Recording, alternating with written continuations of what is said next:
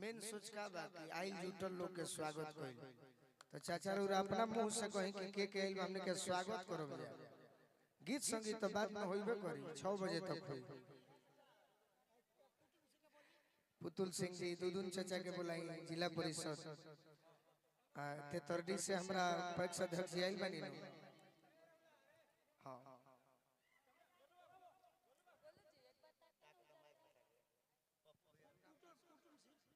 Hello उठुन काका चलाए राजेश जी।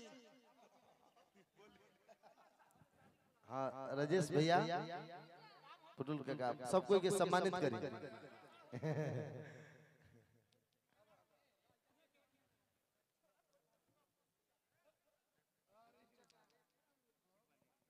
चलिए राजेश भैया के सम्मानित करें। हाँ गोलू बाबू सम्मानित करें राजेश भैया के पगड़ी बांध के वाह।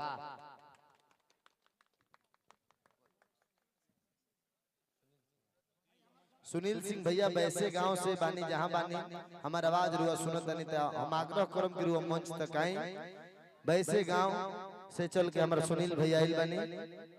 देखिए अपन बड़का भैया लोग के भाई गोलू राजा जब पगड़ी बांध के सम्मानित करते हैं तो पूरा सदन सिंह पर ताली बाजा के चाहिए। ई पीरो के धरती के संस्कार बा सभ्यता बा शालीनता बा संस्कार बाटे। सुनील सिंह भैया के हम आग्रह करम कि रुआ मंच तक आई वैसे गांव बोलते नहीं हम तो सुनील सिंह भैया वैसे गांव से आइल बनी भैया का हम स्वागत करते हैं। कार्यक्रम कहे उजन वीरेंद्र सिंह पैक्स अध्यक्ष प्रत्याशी वर्तमान डीलर साहब जे इतना अथाह प्रेम बरसावतनी सबके ऊपर आइल अतिथि आइल कलाकार सबके सम्मान देतनी। ये महाराज ये अद्भुत परिवार वालों हम मनोज भैया के सम्मान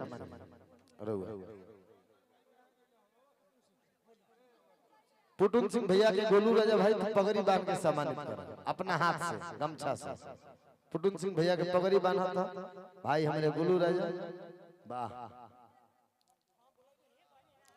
सुनील सिंह भैया हमार आवाज रुआ सुनत नहीं आई वैसे गांव से चल के हमारे बड़का भैया आइल बने आज रसौली के धरती पर भैया के स्वागत बाटे अभिनंदन बाटे।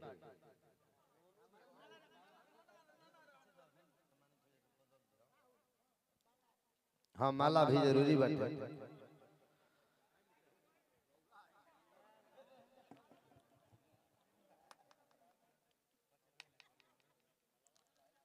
राहुल जी किधर गए? हाँ वैसे गांव से हमारा बड़का भैया सुनील भैया आप के सम्मानित करें भाई इन्हें लाओ।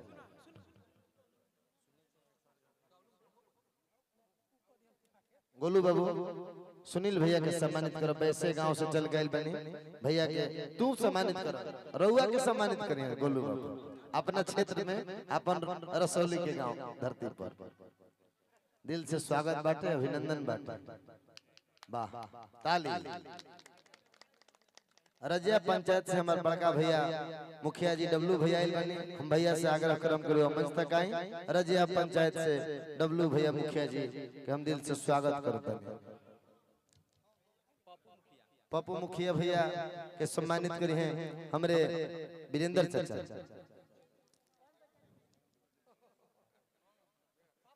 फफदर पंचायत के मुखिया पप्पू भैया जिला बक्सर से मुखिया जी पप्पू भैया बने वीरेंद्र चाचा अंग वस्त्र देके सम्मानित करते हैं वाह। फफदर गांव बड़ी फेमस गांव लयदार गांव है एहू क्षेत्र से निमन आज यहाँ जब जेबो जे कलाकार गइल बा जे 1 बोरा रुपया लेके आइल बा आज ये क्षेत्र के देखे बाकी कलाकार लोग के कितना मिलता। वाह सही बात। हाँ चलें मनोज भैया हमने के बड़का भैया मनोज भैया के राहुल जी रुआ सम्मानित करें। हाँ रजिया पंचायत के मुखिया जी राकेश कुमार डब्लू भैया के हम बार बार प्रणाम करब लई कहीं से हमरा के मन ले बनी जना घरे घरे लाइन के जमाना ना रहे तो राकेश भैया अपना मुखिया फंड से हमारे के सोलर लगवले रहे। राकेश भैया के बहुत बहुत स्वागत। बार बार आप तनी प्रोग्रामो शुरू करो, ऐसे कि स्वागत के प्रोग्राम रात भर चली, तब तनी स्वागत के प्रोग्राम रोक कर आगे को कलाकार को बुलाया जाए। धन्यवाद। हाँ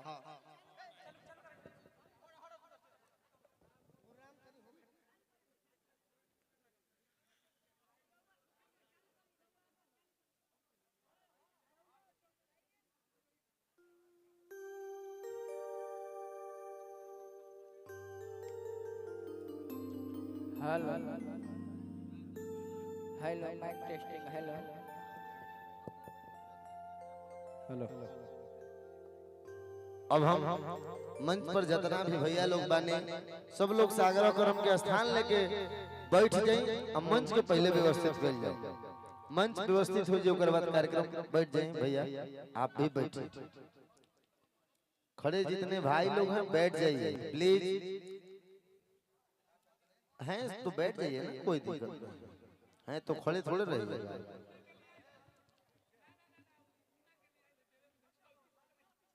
बैठिए। आगे जगदम्बा भैया, अभय बाबा, झाल वाले भैया। अच्छा अच्छा, उनकर 24 के बारात बा तैयारी में बड़न पर्स किन तरन का ना ठीक है बा। चलिए रवि प्रारंभ करी, कलारनेट से तनी आगाज करी।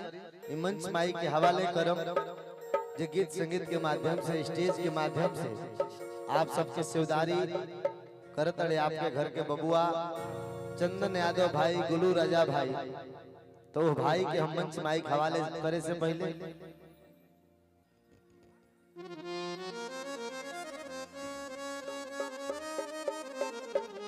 साथ ही दोनों लोग साथ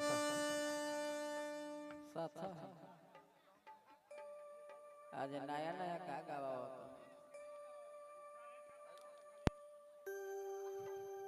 तुम क्यों अक बका जा रहे हो? हाँ भाई पोस्ट पूर्णति पर भैया क्या चंदन भैया, चलो सेट कर लो जगदम्बा भैया। 18 का मिली ना हमारा सर। शोभनाथ सिंह हमने के गार्जियन मनी श्री रामपुर से स्वागत बा, मंच के माध्यम से अभिनंदन बा।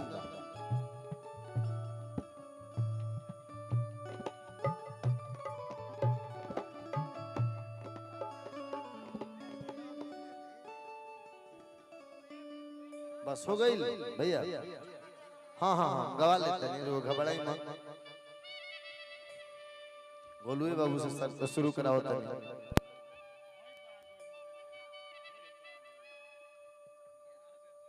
मारी मारी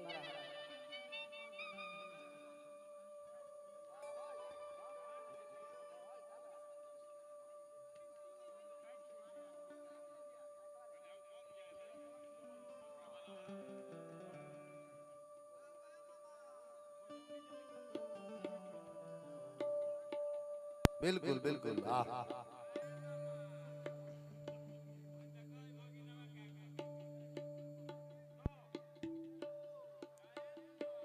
हो गया जगदम्बा भैया, उपेंद्र भैया तने को छोड़ा आगे।